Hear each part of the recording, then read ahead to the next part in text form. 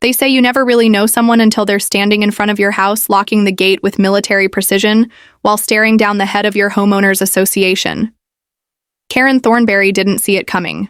Not the gate. Not the cuffs. And definitely not who my wife really was. She thought she was dealing with just another rule-breaking resident in Pine Valley Estates. Someone she could intimidate with bylaws and a clipboard.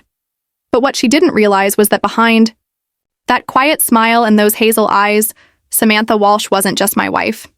She was the storm waiting for a reason to break loose. And Karen gave her one.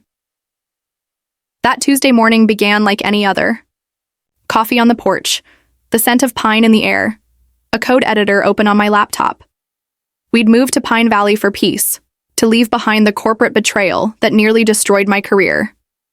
I never expected trouble to arrive in the form of a 50-something woman with a bob haircut and a fake badge. "I'm the HOA chairwoman," Karen barked, marching up to our gate like she was leading a raid. Section 15.3 of Pine Valley Estates Guidelines. "I'm here to inspect your property." Clipboard out, phone recording, back up in the form of two silent neighbors who clearly didn't want to be there. I stepped outside calmly, mug in hand. "I'm a remote software engineer, Mrs. Thornberry, not running a business.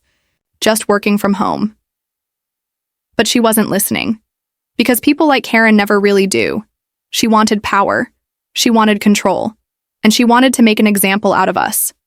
Especially because she'd already decided something was off. My wife's travel schedule. The privacy of our property. The lack of gossip to feed her curiosity. I didn't even get the chance to argue. Because that's when Samantha stepped outside. And everything changed.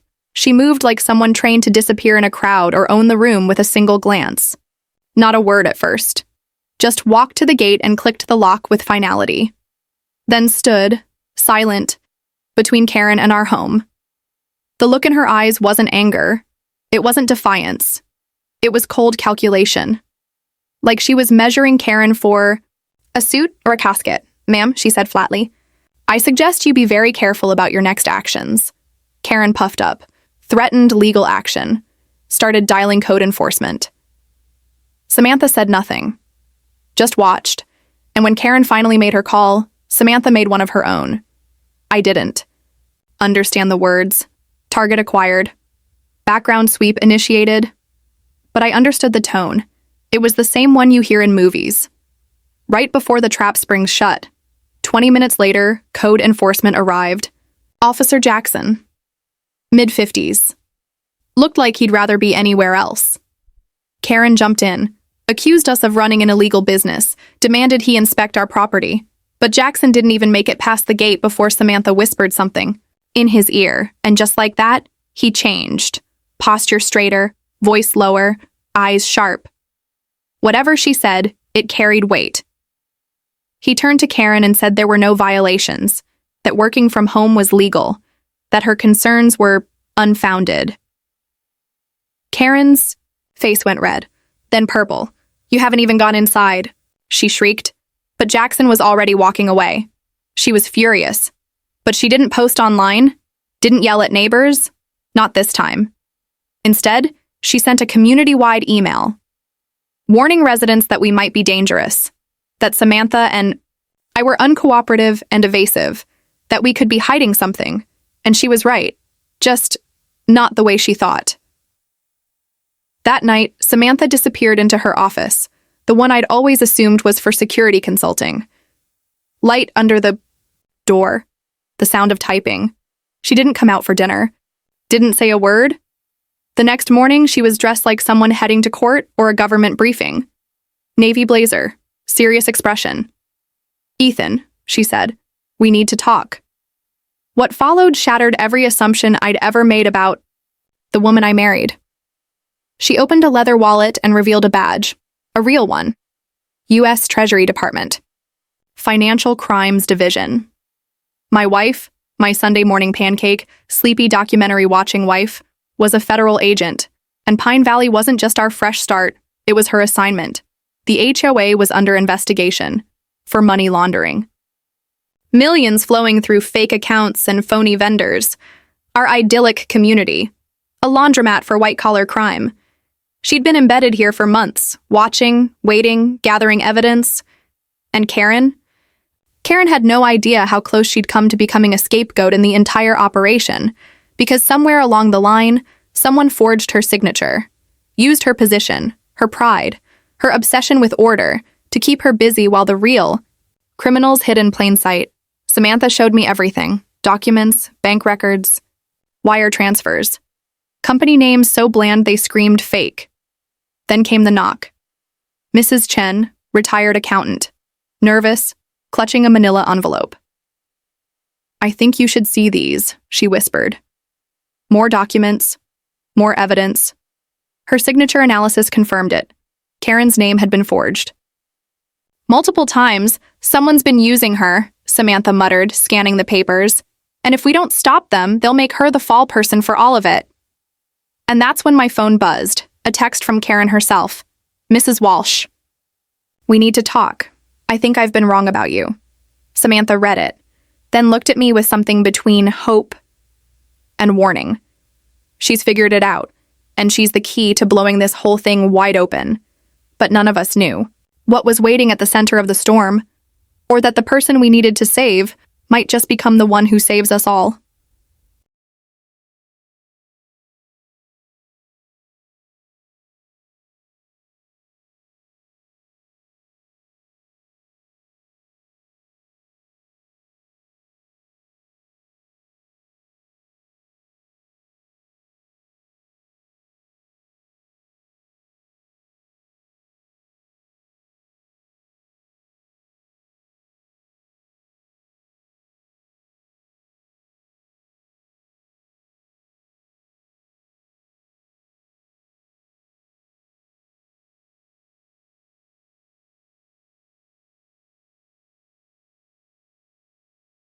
"3 years.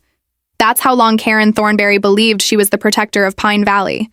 But it only took one secret meeting and a stack of forged signatures to make her question everything. I'll never forget the look in her eyes when she walked into the community center that night, stripped of her usual armor, the blazer gone, clipboard forgotten. She looked over her shoulder twice before entering, and when she spoke, her voice didn't carry the arrogance I'd come to expect. It trembled with something else. Fear.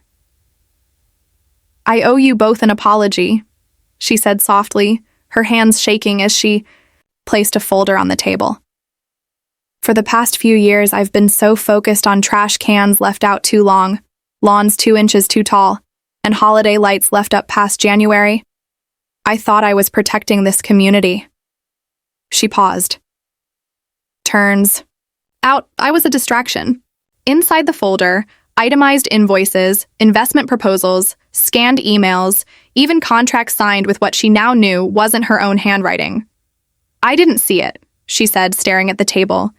"Every time I got close to asking real questions, they'd flood me with neighbor complaints. Always something urgent. A fire pit too close to a fence, a barking dog. You two were their latest target, the perfect diversion." Samantha watched her closely. "And you believe it's this Maxwell Hartwell behind it?" Karen nodded. "Real estate investor. Charming. Professional. Too smooth in hindsight. He said he specialized in turning mountain communities like ours into luxury destinations. Promised small, smart investments that would raise property values, draw in buyers." She closed her eyes. But none of the projects ever happened. Landscaping upgrades never broke ground. Road improvements, not a single permit filed. He'd always give me reasons: contractor delays, city bureaucracy, weather. And I believed him, because he let me feel important. "That's how they work," Samantha said, calmly flipping through the documents. "They don't just steal your money, they steal your focus, your pride, your sense of purpose." Karen let out a bitter laugh. "That clipboard I carried around like it meant something. It was a leash. Every urgent concern that landed in my inbox was designed to keep me from looking behind the curtain." But the curtain was gone now. And behind it wasn't just Karen's shattered illusion. It was a criminal enterprise laundering millions through HOA shell accounts. All hidden behind the guise of community betterment. Samantha's expression darkened as she processed it all. We believe Hartwell is connected to a broader laundering operation spanning multiple states. Pine Valley was just another clean front. But it's gotten personal now. He knows Karen's asking questions. That's when Samantha showed us the message, intercepted by her agency, forwarded from a secured channel. Hartwell wanted to meet. In person, the next morning. He claims it's about finalizing investment paperwork, Samantha said. But this smells like a setup. Either to shut her up or make her legally complicit before disappearing. Karen went pale. He wants me to sign something? Yes, Samantha said, pulling out a small black device no bigger than a thumb drive. And you're going to sign nothing. You're going to wear this. Karen stared. Is that a federal audio transmitter? Undetectable. It'll record everything he says. And if things go south, it'll alert us. You won't be alone in that room. Karen hesitated for just a beat, then straightened her shoulders. If this is my chance to make it right, then I'll do it. I watched the two women, one a lifelong rule enforcer, the other a trained federal agent, nod in agreement. Enemies yesterday. Allies today. But neither of them knew that the building Karen was about to walk into was already compromised. By morning, our small cabin had transformed into a federal surveillance hub. My laptop was connected to secure networks I hadn't even known existed until 24 hours ago. I wasn't just a software engineer anymore. I was tracing transaction patterns, identifying shell companies, and helping Samantha build a digital map of the entire operation. But the deeper I dug, the more something felt wrong. That's when Samantha's voice crackled through the earpiece. Ethan, we've got a problem. Karen was already en route to Hartwell's office. Samantha was stationed at a coffee shop across the street with a clear line of sight. But now a new figure had entered the scene. Deputy Miller, local law enforcement. Supposedly. He wasn't supposed to be there. He just entered the building, Samantha said. Uninvited. Not on our coordination list. I scrambled, cross-checked names, scanned the payment logs I'd decrypted the night before, and then I saw it. Oh no, I whispered. Samantha, he's dirty. She froze. Say that again. Mountain Security Solutions, I said. That's one of Hartwell's shell companies, right? Yes. He's been receiving $5,000 a month from them, 8 months in a row. There was silence. Then, he's on Hartwell's payroll, which meant Karen was walking straight into a trap. Inside the building, surveillance picked up the first moments of the meeting. Karen trying to play it cool. Hartwell, oily and confident. Miller, standing silently at his side, until he wasn't silent anymore. I'm placing you under arrest for embezzlement and conspiracy to commit financial fraud, Miller announced. My stomach dropped. He read her Miranda rights, began reaching for his cuffs. Karen's voice, panicked, confused, but holding. This is insane. You know me. But it didn't matter. Miller was moving fast, too fast. He's trying to take her out of play, Samantha muttered already, rising from her seat. They're trying to pin it all on her, wipe the trail, frame her for everything before we can stop them. She activated the beacon. Ethan, call Agent Rodriguez. Get back up en route now. But something none of us saw. Coming, did Karen.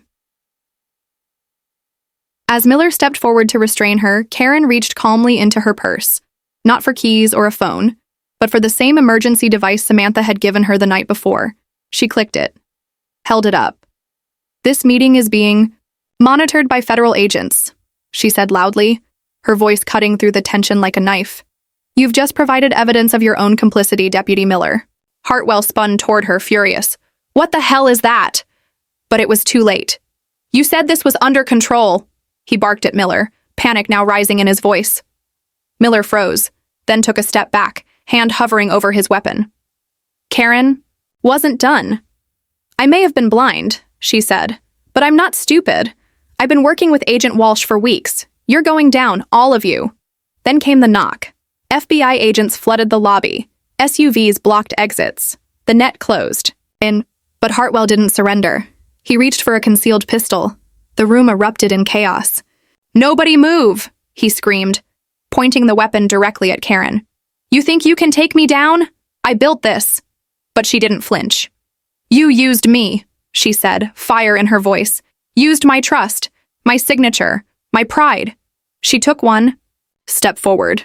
You stole from my neighbors, from the people I swore to protect. And now you're threatening to kill me? His hand shook.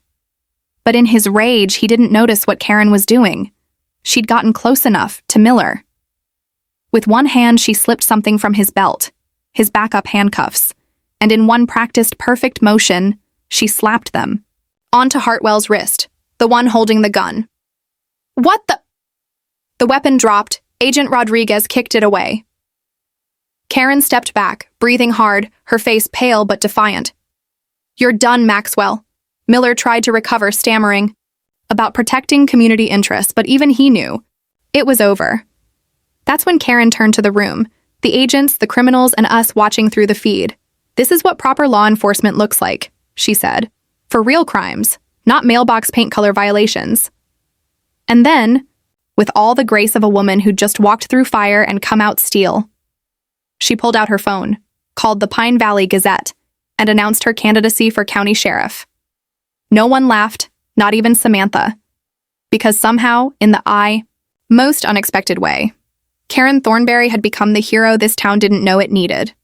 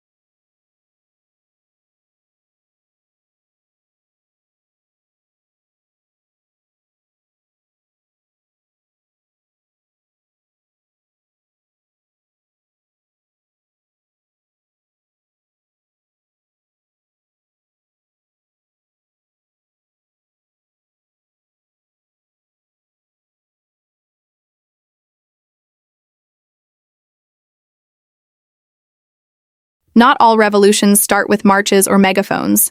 Some start with handcuffs. When Karen snapped those restraints onto Hartwell's wrist, she didn't just stop a criminal. She shattered the illusion that had ruled Pine Valley estates for years. The illusion that order equaled justice. For the first time, Karen wasn't issuing citations for unruly shrubs. She was standing between her community and a man who'd stolen millions from it. The woman who once fined us for unauthorized porch furniture was now standing in front of FBI agents, being thanked. Samantha was the first to approach her after the takedown. That was reckless, she said, breathless, adrenaline still in her voice. But effective. Karen gave her a wobbly smile. You gave me the tools. I just used them. Rodriguez's team began the sweep immediately. Miller and Hartwell were separated, restrained, and loaded into black SUVs.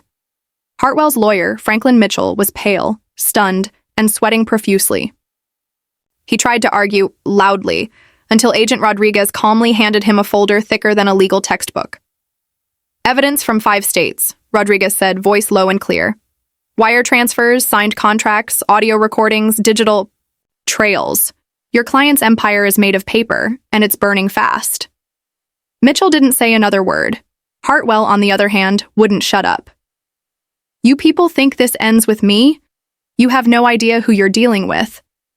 There are others, bigger fish. He didn't get to finish the threat. One look from Samantha shut him down cold. Back at our cabin, the aftermath hit like a storm. Karen was quiet, shaken, sitting at our kitchen table, staring at her reflection in a half-full glass of water. Samantha debriefed the field team over encrypted comms, and I returned to the forensic data. But even through the screen, I could see it. There was more. More money.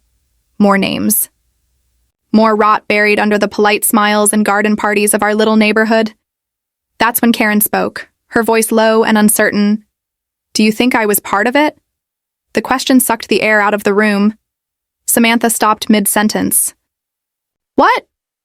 Karen didn't look up. The signatures, the approvals, the funds, I let it all happen. Hell, I invited him in. Do you think I'll be charged too? The silence stretched. I saw Samantha hesitate, not because she doubted Karen's heart, but because the truth was complicated. You were targeted, Samantha said finally. Groomed even. They used your ego, your structure, your love of rules. But no, I don't think you were ever one of them. Karen's eyes filled with tears she refused to let fall. I thought I was helping. You were, Samantha said. Just not the way you thought. Karen stood suddenly. Then I need to keep helping. What do you mean? I asked. She looked at both of us with the steady conviction of someone who had just been reborn in the fire. I mean, this isn't just about Hartwell. He was the tip of something bigger. We saw his lies, but someone gave him access. Someone approved those city permits. Someone looked the other way when shell companies got licenses. This town was asleep, and I was the one holding the blanket. Samantha exchanged a glance with me, then nodded. You're right. We need a full audit, county level, state connections. If we can map Hartwell's web, we might expose a whole network. Karen looked determined. Then let's start spinning it backward. That night, I barely slept. Samantha was up cross-referencing digital signatures with regional data centers. Karen was poring through HOA records dating back 5 years. And me? I was knee-deep in IP addresses, scanning for any overlap between Hartwell's shell accounts and official Pine Valley servers. At 3:17 a.m., I found something. A login, obscure. Logged from a government IP in the county recorder's office, but used to upload zoning documents tied to Hartwell's developments. Samantha, I called, heart pounding. I think I found your leak. By 9 a.m., we had a name. Linda Parson, County Records Administrator. 32 years in the job, no criminal record. But suddenly, 5 months ago, her son's college fund ballooned by $60,000, wired in from a consulting firm traced to Hartwell's network. Samantha leaned over my shoulder, scanning the transfer. Blackmail or bribery? Could be either, I said. Or both. We looped in Rodriguez. The task force escalated. A sting operation was prepared. Meanwhile, Karen, now publicly cleared of wrongdoing, held a town hall meeting. But this wasn't HOA business as usual. She stood in front of 94 residents in the community center and admitted it all. Every oversight. Every mistake. Every time she let herself be used as a distraction while crimes unfolded around her. I thought I was protecting you, she said, voice shaking.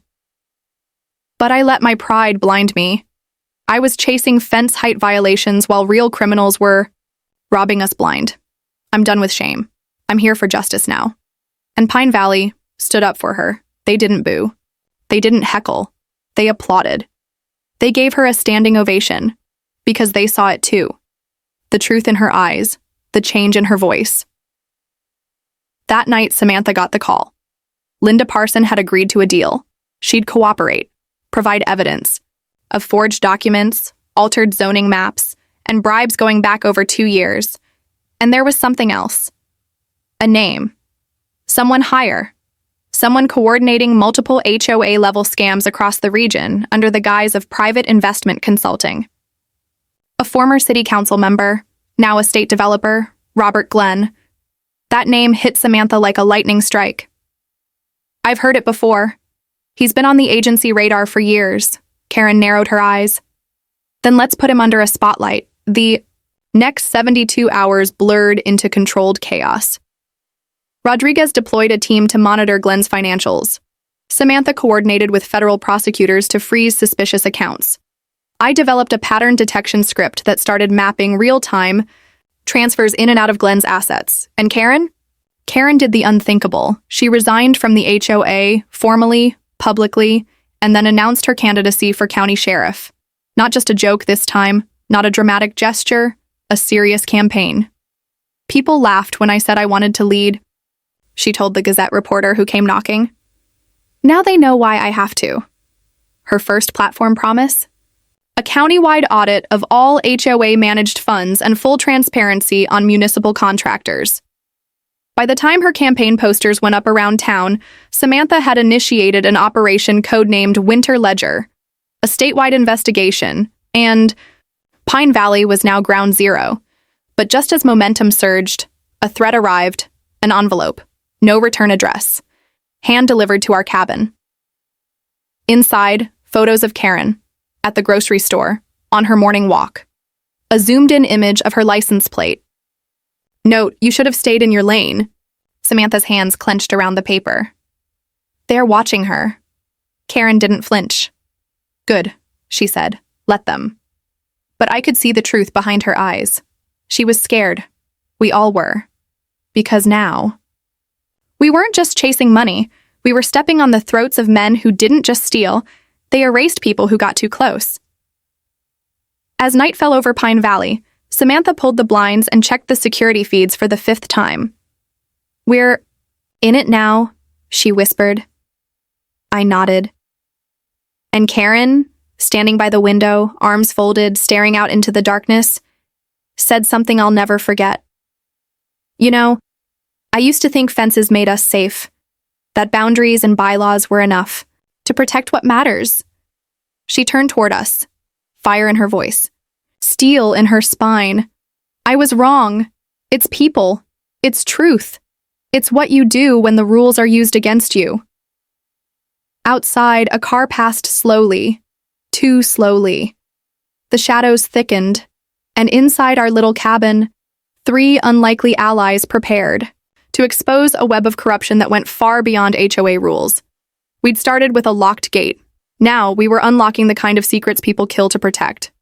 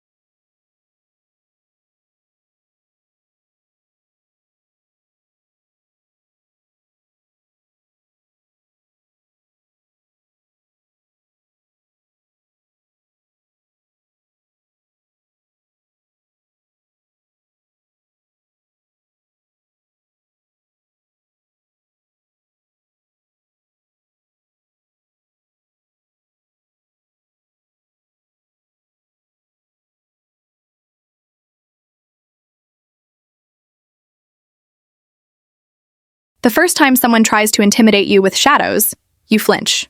The second time, you turn on the lights. That night, after the envelope, none of us slept.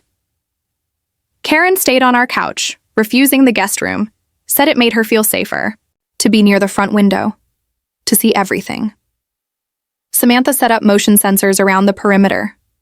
I built a live traffic monitor with license plate capture, feeding data into the FBI's encrypted node. Our cabin had become a fortress of code, coffee, and caution, but beneath the tension, we were boiling with resolve. We weren't backing down, because once you've seen how power hides behind politeness, behind golf course fundraisers and community guidelines, you can't unsee it.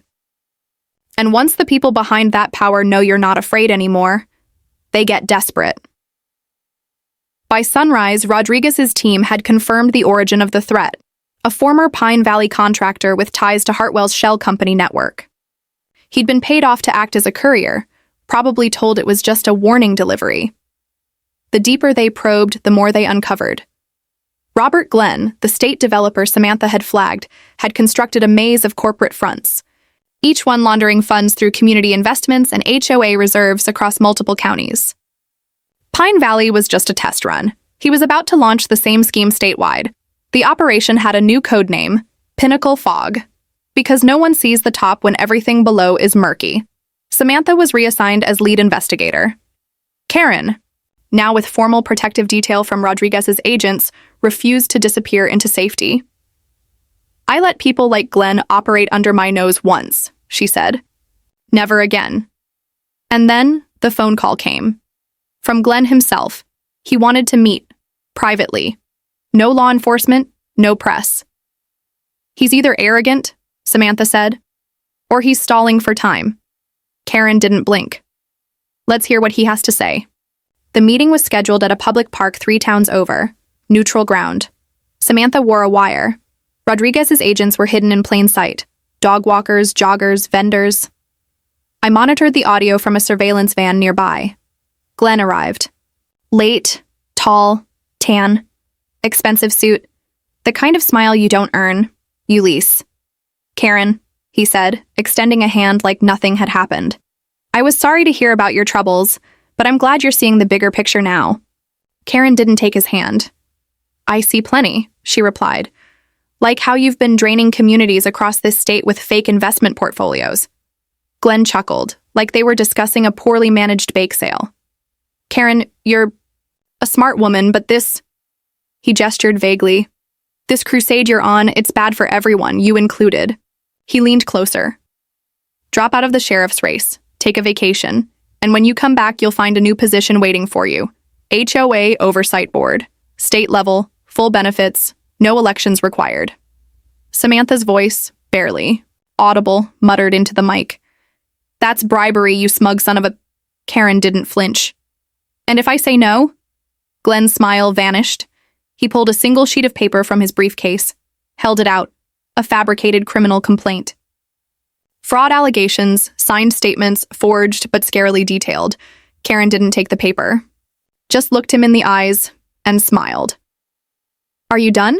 She asked. He looked confused. Excuse me? Karen reached into her jacket, pulled out her own device. This conversation's being recorded. Glenn's face fell. Samantha stepped forward. Badge out. Robert Glenn, you are under federal investigation for conspiracy to commit financial fraud, racketeering, and obstruction of justice. Glenn tried to bolt, didn't make it 2 steps. The dog walker tackled him. Turns out Agent Orozco had played college football, but the damage was already done, to Glenn, and to everyone he'd been protecting, because the next 48 hours were a domino. Effect? 8 arrests, 12 indictments, 3 frozen accounts traced back to offshore havens. And through it all, Karen's name was nowhere near the paperwork. Not a single viable tie.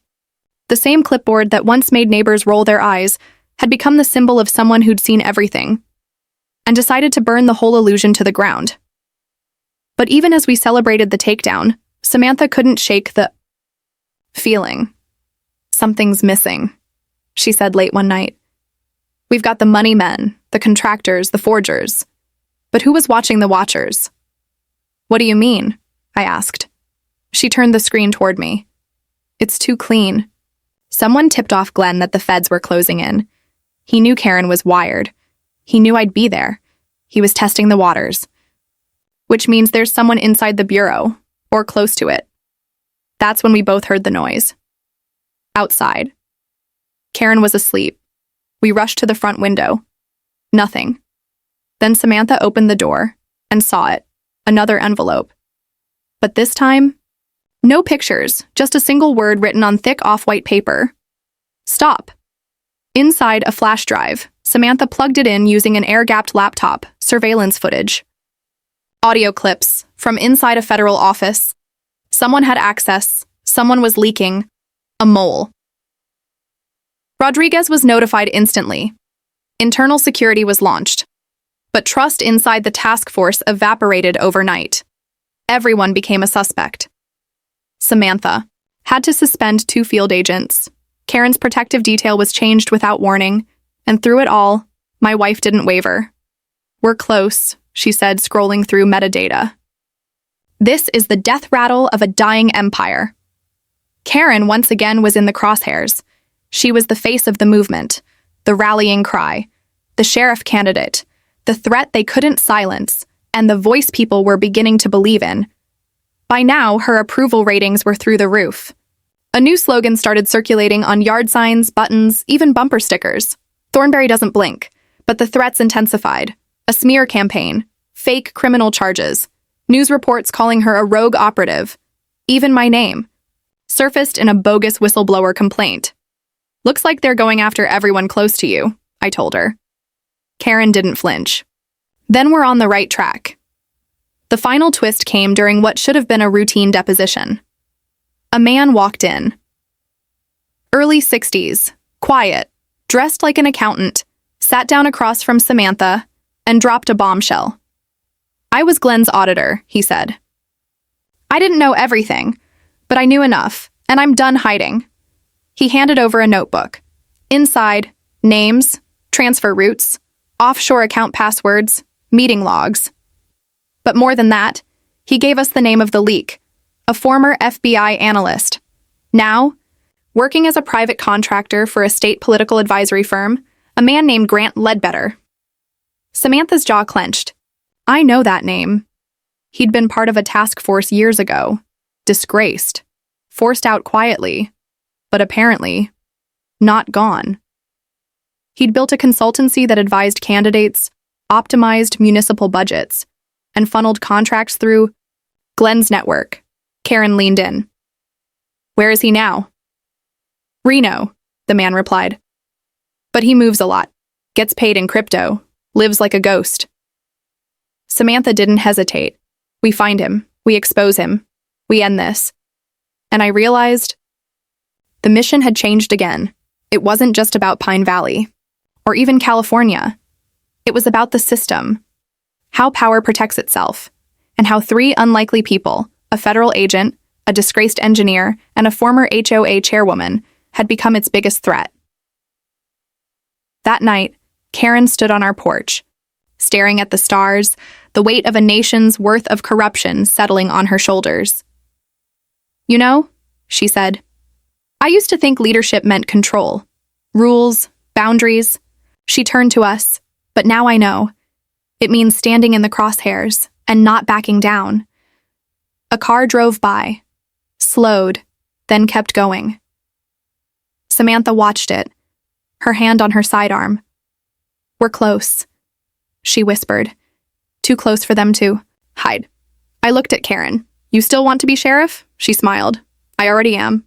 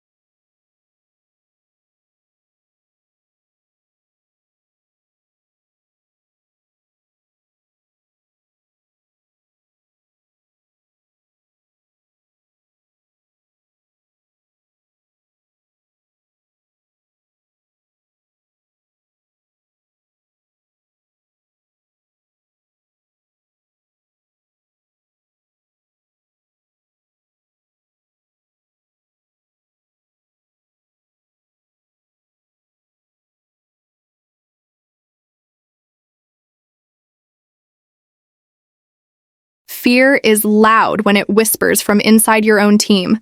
After the mole was named, everything changed.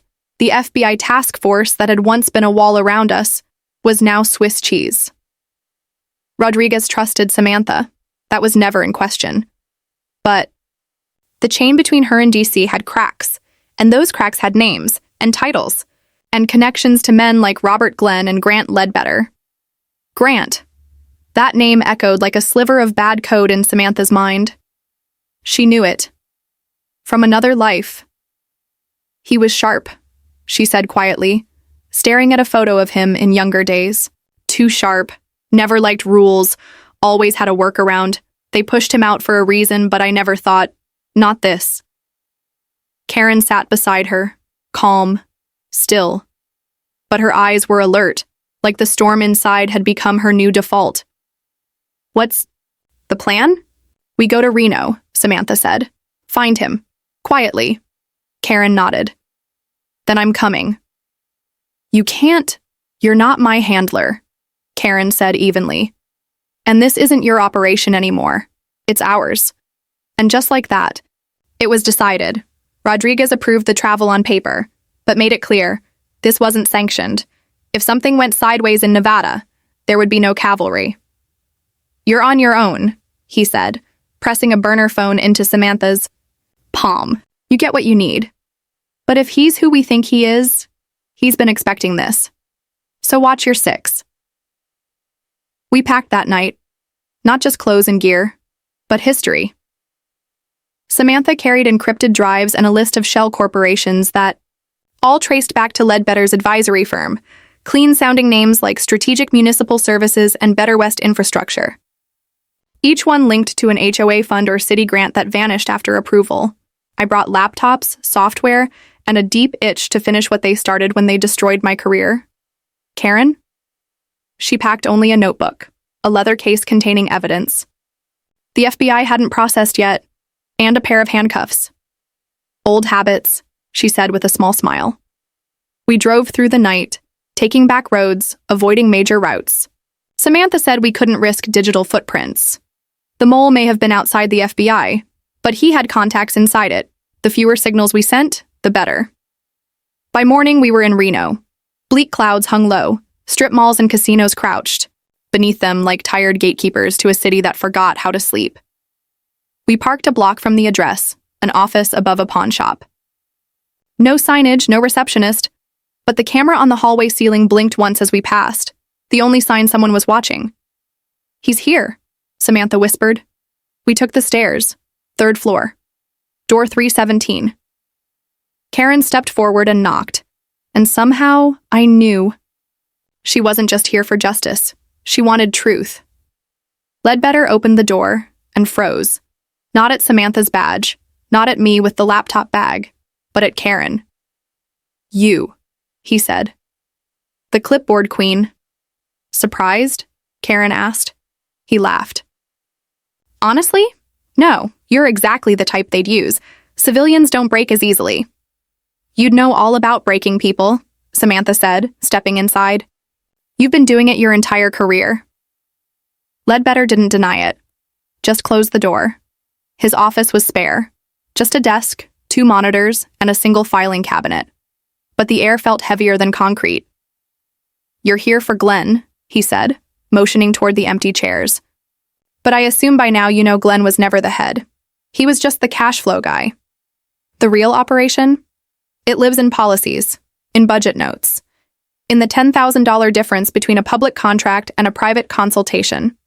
That's where the power is. Karen crossed her arms. You talk like this is all just clever accounting. It is, Ledbetter replied. Clever accounting that kept mayors in power and city councils quiet. You'd be amazed how much silence you can buy with a bathroom remodel at a fire station. Samantha pulled out a flash drive. We've got your trail. Every transaction, every name. You've got one shot to cooperate. Or what? He smirked. You think anyone up the chain wants this to go public? You think Rodriguez is clean, that your files haven't already been copied and buried? Karen stepped forward. You know what I used to believe? She asked, voice quiet. That order was safety. That if everyone just followed the rules, we'd be okay. Then I met people like you. People who write the rules, edit them in fine print, hide crime in paperwork, and make good people feel crazy for asking questions. Ledbetter stared at her. No response. Karen continued. You almost made me hate myself for not seeing it, for trusting too much. Then she opened the leather case. Inside, the original HOA ledgers from Pine Valley, handwritten notes, signatures, before they were altered. You forged my name, she said. Ledbetter looked closer, and his mask cracked. Only for a second. But it was enough. Samantha pounced. That's admission. Karen tossed the cuffs onto the desk. And now you have a choice. He laughed again, but this time there was no joy in it. You two think. You're heroes, but the second I'm booked, I'm gone. There are people above me who won't let me talk. That's where you're wrong, Samantha said. You're not going to jail. Ledbetter looked confused. I'm not? You're going dark. Witness protection. We're taking you underground. Ledbetter blinked. You're serious? Karen nodded. You give us everything, not just the paper trail, the voice, the meetings, the calls, and in return, you vanish. Ledbetter paused, then slowly sat down. What I'm about to tell, you will either bury me or save you. He began talking, And for 6 straight hours, we recorded names, dates, municipal bribes, infrastructure scams in 11 counties, 2 federal judges compromised, state grants funneled through HOAs disguised as beautification projects, and at the heart of it all, silence. A web of legal noise, loopholes, and fear that allowed men like Glenn and Ledbetter to operate unchecked for years. By midnight, Samantha had uploaded the audio to a satellite backup. Rodriguez texted one word: safe. We left Reno in the dark. Ledbetter was relocated by dawn. Karen sat quietly in the back seat the whole way home. When we crossed the state line, she spoke. Ethan? Yeah. You ever wonder what people will say about us in 10 years? Sometimes. I hope it's not that we fixed everything. What do you hope they say?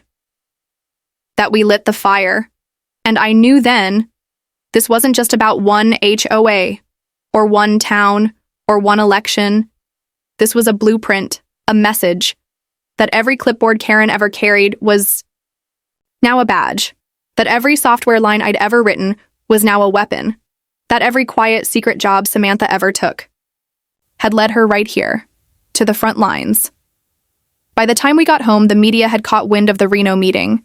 Karen's poll numbers skyrocketed. The FBI launched Project Ledger, a formal task force dedicated to auditing HOA and municipal contract fraud nationwide. And Ledbetter? His testimony opened 49 separate investigations across 6 states. But the most unexpected result? The residents of Pine Valley renamed the community park Thornberry Green, in honor of the woman who went from HOA chair to national whistleblower. Samantha didn't cry often, but when she saw the sign go up, she stepped behind the tool shed and wiped her eyes. I followed her. You okay? She smiled. You know, I thought I was the tough one. You still are.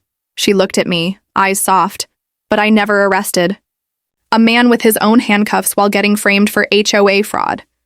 I laughed, and we both turned to see Karen, standing in her new sheriff's uniform, badge gleaming in the sunset, watching her town, not for noise complaints, but for signs of injustice.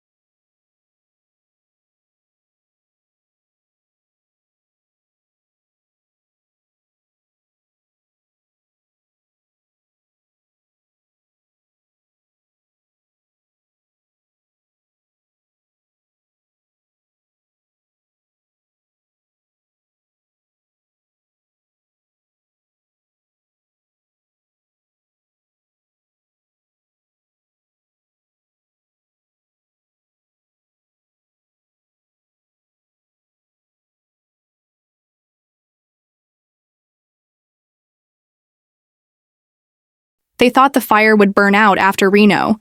They didn't expect us to add fuel. Grant Ledbetter's confession hit Washington like a thunderclap in a cathedral. For years, HOA corruption had been joked about. Petty tyrants with yardstick, rulers, and paint sample charts. No one imagined those same bylaws and budget sheets were being used to launder millions. But we did. And now, so did the rest of the country. Within a week of returning home, Samantha and I were summoned to testify before the Federal Oversight Committee. Karen wasn't just invited, she was requested. Her name had gone viral, her face now synonymous with civilian courage. Headlines read, "The Sheriff Who Blew the Whistle on a 40-meter Fraud Ring." From HOA to DOJ, Karen Thornberry's wild ride. It should have felt like victory, but the moment we walked into that hearing room, we understood something else entirely. This wasn't a celebration, it was a warning. The committee was sharp-suited, cold-eyed, and far too polite. They smiled with their teeth and welcomed us like guests in a house they didn't want built. We were thanked for our civic bravery, but every question was a knife searching for weakness. Agent Walsh, did you violate any interagency protocols? By continuing the investigation independently? Mr. Walsh, Were you authorized to access encrypted financial networks? Ms. Thornberry, were you ever compensated for your involvement in these operations? Karen's answer was perfect. Only in regret and justice. The room went quiet after that. But even silence has weight. We weren't there to be praised.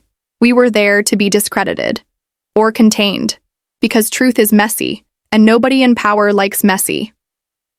After the hearing, Samantha pulled me aside in the marble hallway.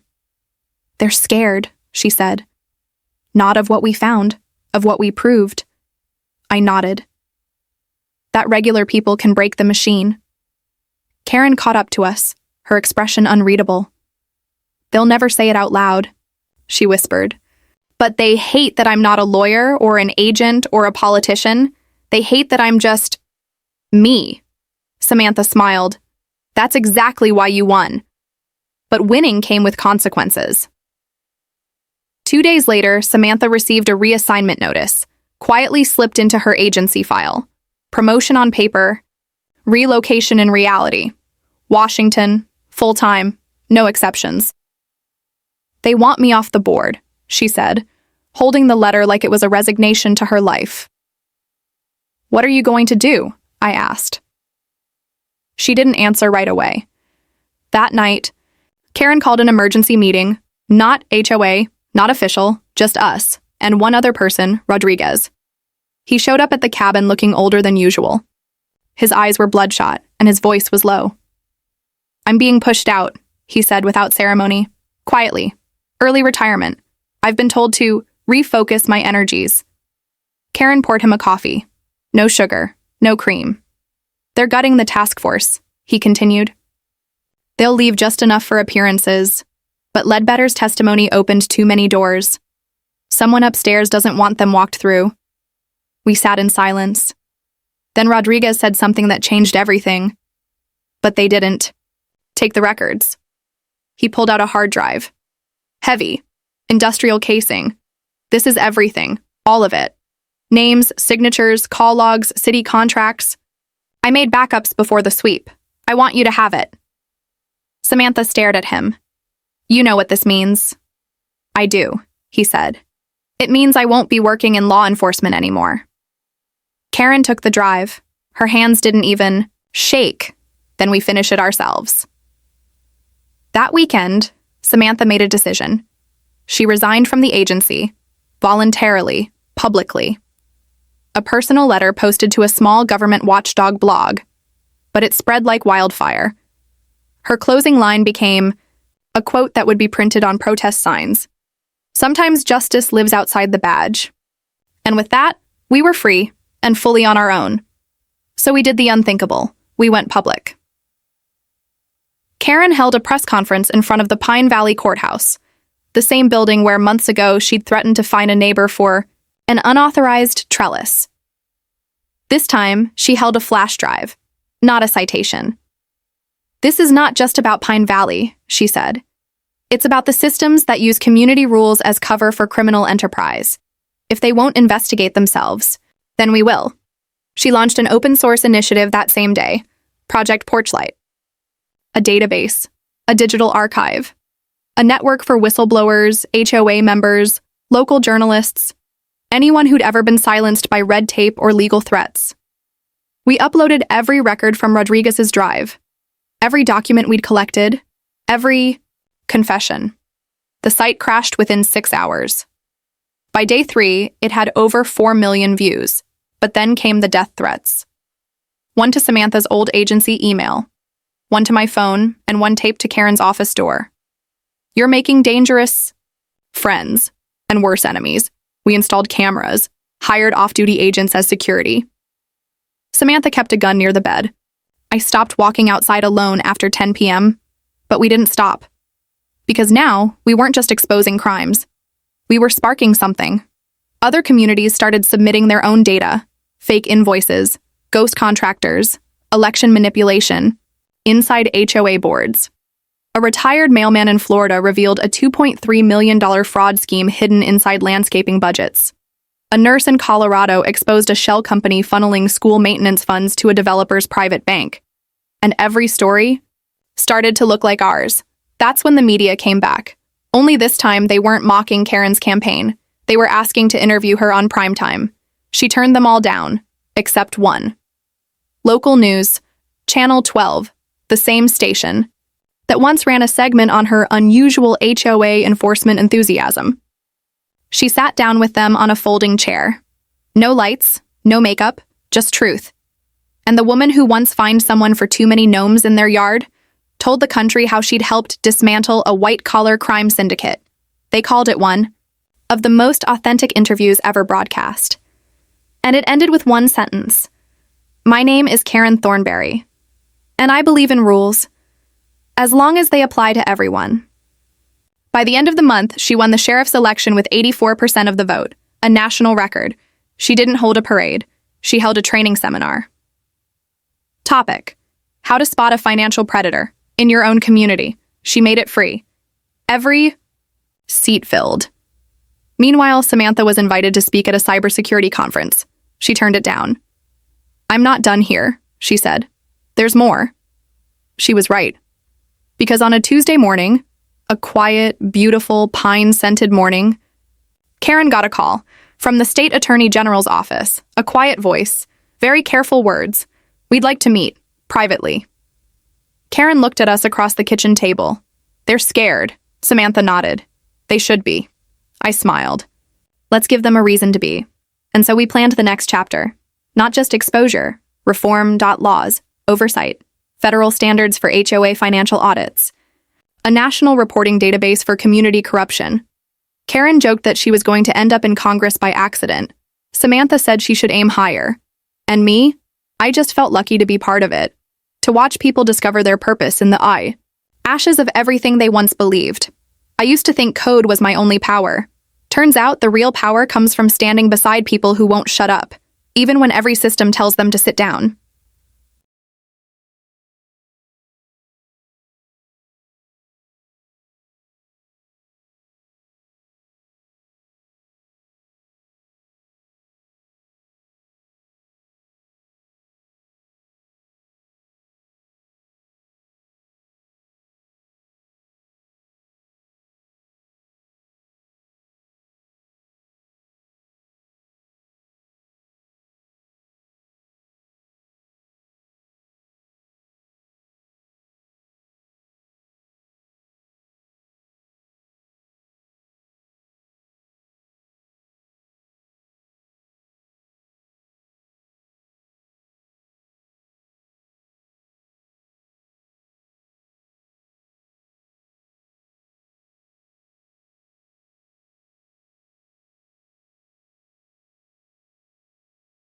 Sometimes the hardest part of burning down a broken system is what rises in the smoke. 3 weeks after the Project Porchlight launch, Karen got the call she never thought would come.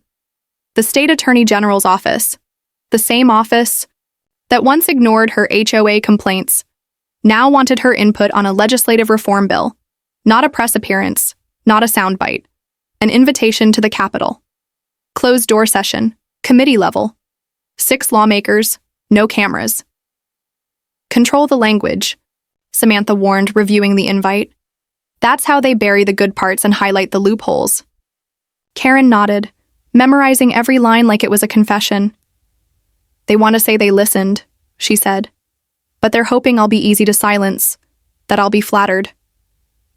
They think you're still the woman who cared more about garden gnomes than power lines, I added.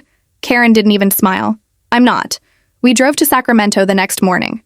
No entourage, no press conference.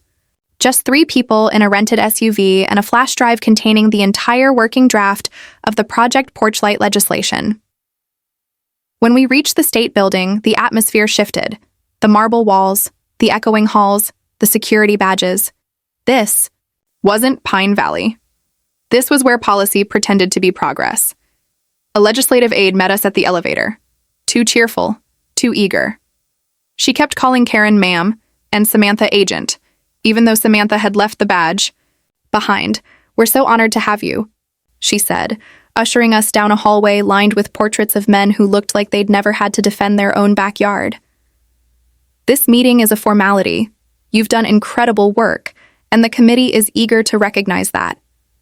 Karen didn't respond. Not until we stepped into the conference room and saw who was sitting at the table. Councilman Ellis. The same Ellis who'd approved Karen's original HOA appointment years ago. The same one who greenlit Glenn's zoning contracts. And beside him, in a dark suit and gold pin, sat a man whose name Samantha hadn't seen on the invite list. Senator Roy Langley, a political kingmaker with a law degree, real estate holdings, and zero HOA experience. Samantha's hand brushed her side, instinctively reaching for a badge she no longer carried. Karen moved first. "Why is he here?" she asked the aide.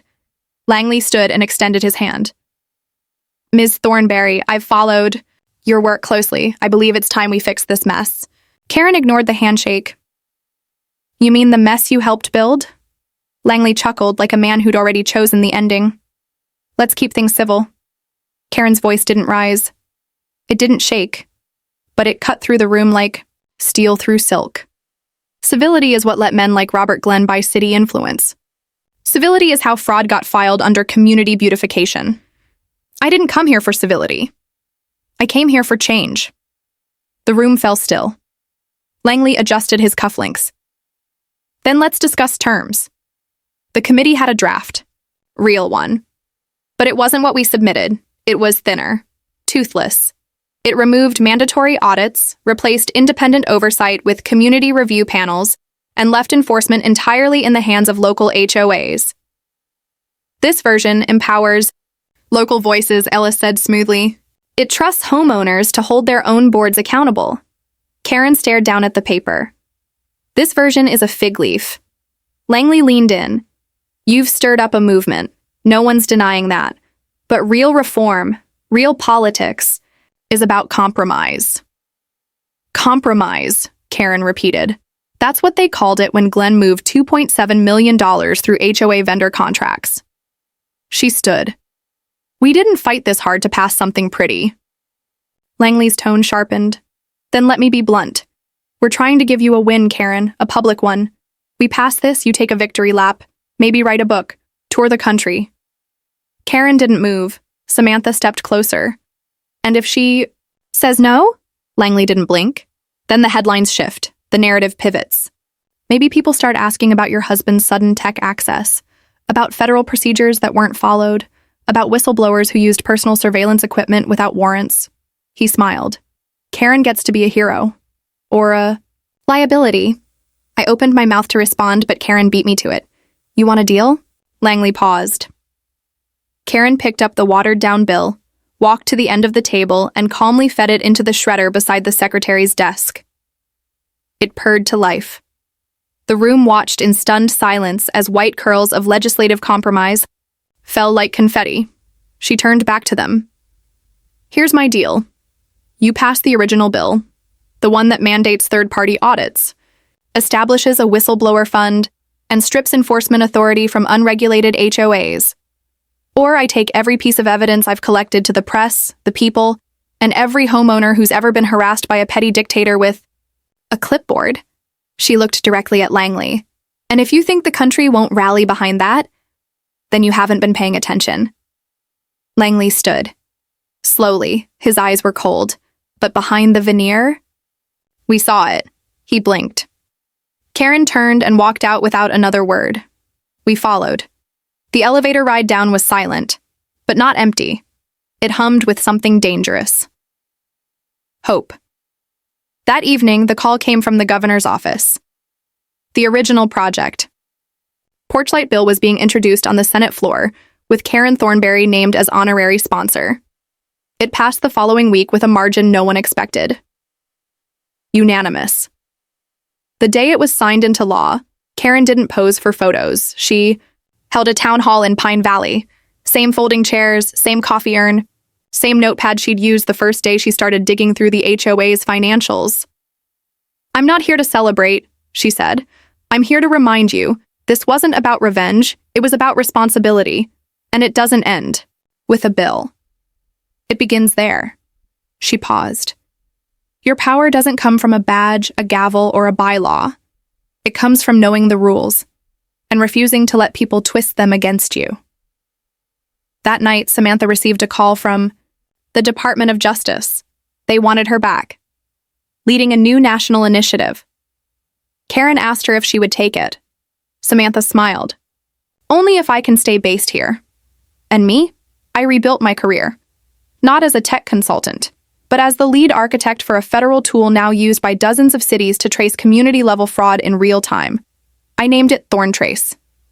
Karen rolled her eyes at that, but I caught her smiling when she thought I wasn't looking. Sometimes justice looks like courtrooms and handcuffs.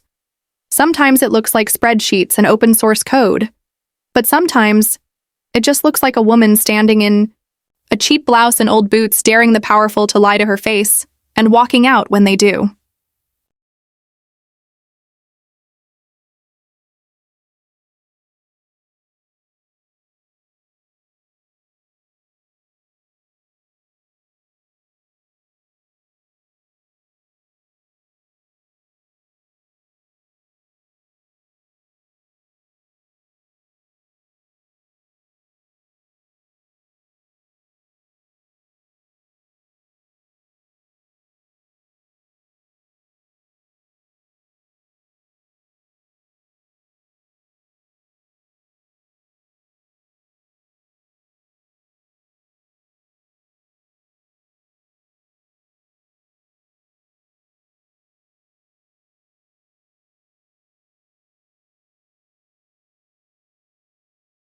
Six months after the bill passed, they held a ceremony in Sacramento, a formal event, governor's mansion, invitations sent with gold foil lettering and embossed seals.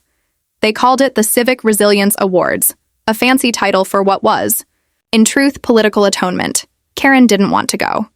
I'm not good in rooms full of people who own cufflinks worth more than my car, she said. Samantha just laughed. You arrested one of those people with borrowed handcuffs. I think you'll be fine. In the end, she agreed, on one condition: no speeches. Of course, the moment we stepped onto the patio, the governor himself insisted she take the stage. He praised her as a symbol of accountability, a citizen warrior, and the face of grassroots reform. Karen just stood there, expression unreadable, until he handed her the glass plaque. Then, breaking every rule of her own, she leaned into the microphone and said something no one expected. I used to think justice came with sirens, courtrooms, newspaper headlines. But it doesn't. It comes in whispers, paper trails, questions no one wants asked. She held up the award. This is nice, but I didn't do this alone. I had help. From neighbors, from agents, from a man who built a surveillance app in his pajamas. That got a laugh. But the truth is, I spent most of my life enforcing rules without understanding who wrote them. I thought the gate made me the guard. She paused, her voice steady. But sometimes, the person standing behind the gate is the only thing keeping corruption out. You could hear a pin drop. Then the applause started. And this time, it wasn't polite. It was earned. After the ceremony, we returned to Pine Valley the same way we came in, quietly. No motorcade, no press van. Just the three of us, tired and satisfied, watching the sun dip behind the trees like it was exhaling with us. Back at the cabin, we sat on the porch, the same one where Karen had once stood, clipboard in hand, threatening, fines for a cracked flower pot. Now she wore a badge, and a different kind of weight on her shoulders. You ever think about how this all started? She asked. I nodded. A locked gate, a clipboard, and one hell of a misunderstanding. Samantha leaned back in her chair, watching the pines sway in the dusk. You know, most operations take months to set up. Intel, coordination, chain of command. She looked at Karen. Yours started with pancakes and instinct. Karen smiled, softly. And maybe a little rage. We laughed. But the truth was, we knew it could have ended differently. If she hadn't asked questions, if I hadn't opened that laptop, if Samantha had decided to stay quiet, to play it safe, like so many others in her line of work had, but we didn't. And because of that, HOA corruption was now on a national radar. Over 160 local boards had requested training from the Project Porchlight team. 13 cities launched formal audits. 4 new state bills had passed, all modeled on what started in our tiny mountain community, and Thornberry Green, the old Pine Valley Community Park, was now home to a bronze plaque, in honor of those who believed that silence serves power, but action serves people. Samantha touched the corner of the plaque once, quietly. "Worth it?" I asked. She nodded. "Every second." Karen stood, brushing her palms against her jeans. "You two head inside. I've got one more thing to check before bed." We didn't question it. That was Karen, always making one last round. But this time, she didn't go to the patrol SUV. She walked to the end of our road, where a dark sedan had been parked for the last hour. We hadn't noticed, but she had. She tapped on the window. The driver rolled it down. A man, late 50s, crisp suit, thin, grim smile. "You're not supposed to see me," he said. Karen tilted her head. "I've spent my whole life noticing things no one else thinks matter." He looked at her for a moment, then handed her a folder. "This is the last one. The final piece of the puzzle." Karen didn't open it right away. "Why now?" "Because I've seen what happens when people like you don't stop," the man replied. "And honestly, we underestimated you." Karen looked down at the folder, stamped with the seal of a federal agency she didn't recognize. Classified. She tucked it under her arm and stepped back. "If anything happens to me, this goes to the press." The man nodded, almost respectfully. "We're counting on that." He drove away without another word. Back inside, Karen placed the folder on the table. Didn't say anything about it. Not that night. Not the next morning. But a week later, a new investigation began, a deeper one, higher level, connected to national contractors, federal allocations, political donors. No one ever confirmed where the tip came from, but we knew. Karen never mentioned it again. She didn't need to, because she was too busy patrolling neighborhoods that once feared her, too busy teaching workshops to HOA boards about transparency and accountability, too busy proving that order doesn't have to mean oppression, that rules can serve people, if people are the ones enforcing them with conscience. And one evening, as Samantha and I sat watching the sky darken over the pines, she asked me a question. "Do you think any of this would have happened if Karen hadn't tried to walk into our yard that day?" I smiled. "No, I think she had to try and arrest you, to learn how to arrest everyone else." Samantha laughed. For real this time, the kind of laugh that comes after surviving something impossible. And we watched Karen pull up the gravel path, step out of her patrol vehicle, adjust her badge, and look back at her community not like its enforcer, but like its guardian. Sometimes the heroes don't come in with capes or titles.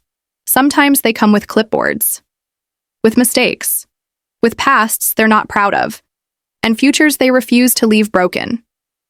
And if you ever doubt that one person can change everything, just ask the woman who once cuffed a con man in her driveway, and then cuffed the entire system to the truth.